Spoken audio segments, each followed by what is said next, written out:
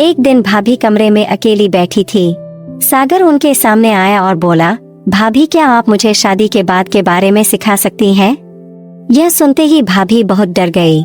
उसने सागर की ओर देखा।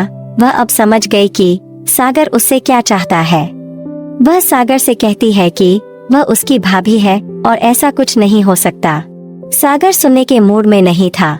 सागर ने भाभी को गले लगा लिया और बोला, भाभी मुझे नहीं पता कि शादी के बाद रात को क्या करना है। आप मेरा मार्गदर्शन करें। भाभी का चेहरा सफेद पड़ गया। उन्होंने सागर को धक्का दिया और बोली, सागर तुम क्या बात कर रहे हो? क्या तुम पागल हो? मैं तुम्हारी भाभी हूँ। फिर सागर चुपचाप बैठ गया और भाभी का हाथ पकड़कर बोला, भाभी प्लीज मेरी बात समझो। आपके अलावा मुझे ये बात कोई नहीं सिखा सकता। भाभी ने सोचा कि अब उन्हें इस स्थिति से निकलने के लिए कुछ करना चाहिए। उसने सागर से कहा, मैं तुम्हारे लिए कुछ नहीं कर सकती। मैं तुम्हारी भाभी हूँ और वह जानती थी कि उन दोनों के बीच कुछ नहीं हो सकता। लेकिन सागर मानने के मूड में नहीं था। उसने बार बार भाभी से अनुरोध किया। भाभी ने खुद को संभाला और बोली, सागर मैं तैयार हूँ लेकिन। नमस्कार दोस्तों। सागर को अपनी भाभी के प्रति कुछ अनोखा आकर्षण महसूस हुआ। उसकी सुंदरता उसके लिए अद्वितीय थी। उसके काले रेशमी बाल, भावपूर्ण आंखें और उसकी मखमली त्वचा उसका दिल जीत लेती थी। भाभी ने भी सागर से अलग रिश्ता बना रखा था। वह हमेशा उसे अपने करीब महसूस करती थी और उसका व्यवहार बहुत प्रेमपूर्ण और स्नेहपूर्ण था। सागर की नजर लगातार उस पर टिकी रहती थी। एक बार घर में सिर्फ सागर और उसकी भाभी ही थे। बाकी सभी रिश्तेदार एक शादी समारोह में बाहर गए हुए थे। उस सुकून भरे पल में सागर को उसके साथ एक अलग भावनात्मक रिश्ता बनता हुआ महसूस होने लगा।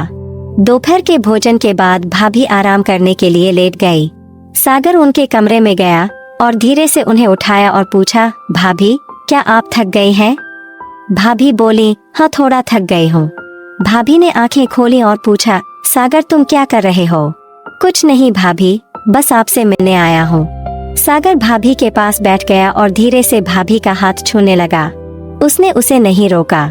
सागर ने सोचा, शायद भाभी के मन में भी कुछ है। सागर का अपनी भाभी के प्रति नजरिया अब बिल्कुल बदल चुका था। वह अब उसके लिए भाभी तो नहीं रही थी, लेकिन उसके मन में एक नई भावना उभर रही थी। इसी समय सागर का गन्ना हलचल करने लगा। उसके मन में एक उलझन थी। एक तरफ उसकी शादी तय हुई थी, तो दूसरी तरफ भाभी के लिए उसकी भावनाएं उसके मन में बवंडर मचा रही थीं। शादी की तिथि धीरे धीरे निकट आ रही थी। हर तरफ खुशी थी, लेकिन सागर एक अलग ही दुनिया में खोया हुआ था। रात को वह उठता और खिड़की से बाहर देखता रहता। उसके मन में कई सवाल थे और वह अपनी भावनाओं का जवाब ढूंढने में असमंजस में था। उसे समझ नहीं आ रहा था कि अब क्या करे। एक दिन भाभी कमरे में अकेली बैठी थी। सागर उनके सामने आया और बोला, भाभी क्या आप मुझे शादी के बाद के बारे में सिखा सकती हैं? भाभी बहुत डर गई और उसने सागर की ओर देखा। वह समझ गई कि सागर उससे क्या उम्मीद करता है। उसने सागर से कहा कि वह उसकी भाभी है और ऐसा कुछ नहीं हो सकता। सागर सुनने के मूड में नहीं था।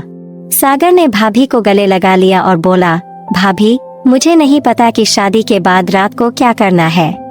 आप मेरा मार्गदर्शन करें। भाभी का चेहरा बदल गया।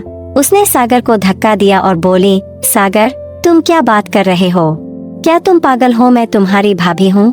फिर सागर चुपचाप बैठ गया और भाभी का हाथ पकड़कर बोला, भाभी प्लीज मेरी बात समझो।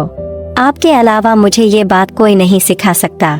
भाभी ने सोचा कि अब उन्हें इस स्थिति से निकलने के लिए कुछ करना चाहिए। उसने सागर से कहा, मैं तुम्हारे लिए कुछ नहीं कर सकती। वह जानती थी कि वह उसकी भाभी है और उन दोनों के बीच कुछ नहीं हो सकता। लेकिन सागर मानने के मूड में नहीं था। उसने बार बार भाभी से अनुरोध किया। भाभी ने खुद को संभाला और कहा, सागर मैं तैयार हूँ। भाभी ने सागर की आंखों में आंखें डालकर उसकी तरफ देखा। उसने गहरी सांस ली और बोली, सागर मैं तुम्हारे मन की बात समझती हूँ और मैं तुम्हें ये सब सिखाने के लिए तैयार हूँ।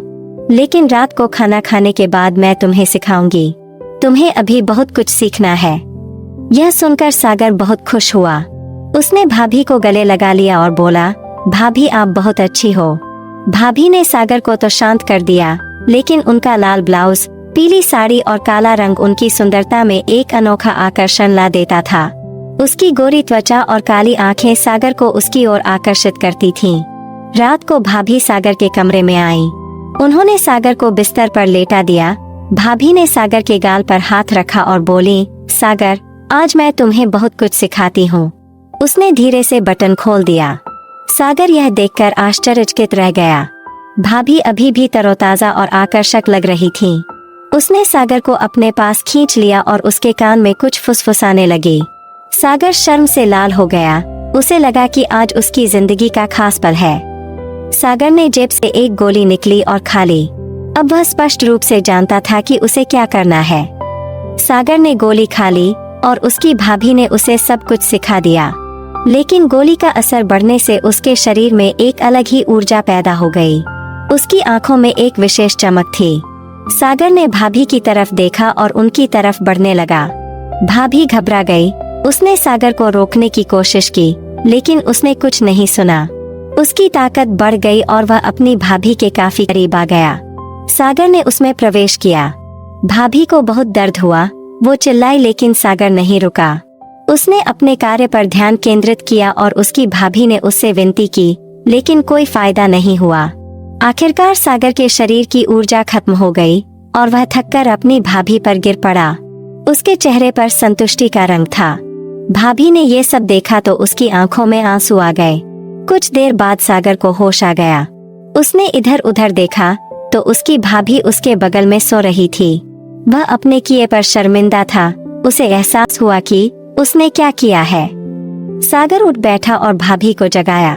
सागर ने उसे गले लगाया और माफी मांगी। भाभी ने उसे माफ कर दिया और कहा कि उसका ऐसा करना ठीक नहीं है। फिर वे दोनों अपने अपने कमरे में चले गए। दोस्तों, अगर आपको यह कहानी पसंद आए तो लाइक करें और चैनल को सब्सक्राइब करना ना भूलें।